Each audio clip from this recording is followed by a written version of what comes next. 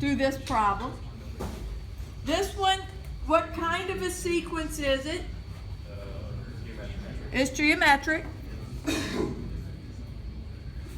This is a geometric sequence. What is the common ratio? -1/3.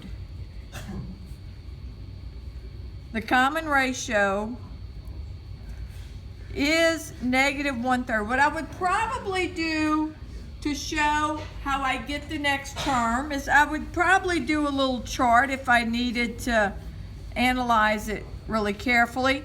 This would be the term number. This would be the term. So term number, do y'all want to start with 0 or 1? Let's start with 0. 1, 2, 3, 4, 5. And then term number 0 is 1.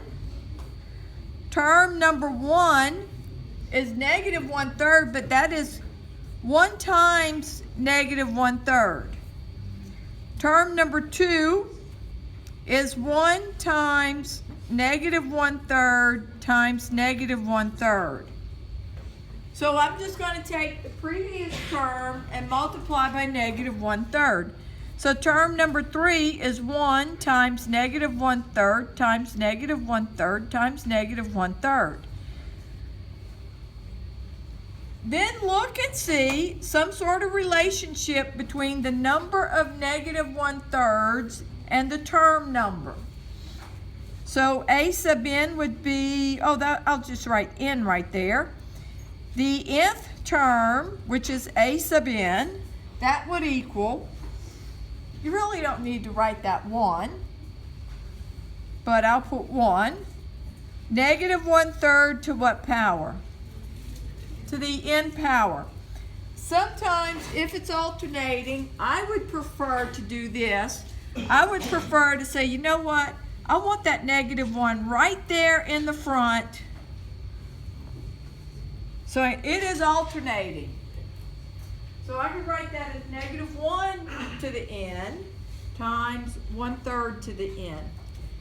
Does this sequence converge or diverge? Converges. Converges to 0. It's coming at 0, kind of like this. If I graph these dots, I'm going to have to exaggerate the graph.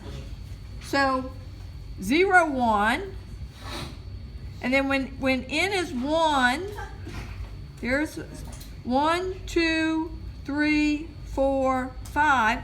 When n is 1, it's -1/3. When n is 2, it's +1/9. When n is 3, it's -1/27. When n is 4, it's 1/81. So it is bouncing back and forth over the x-axis or over the n-axis, right? But it is coming in towards 0 on both sides.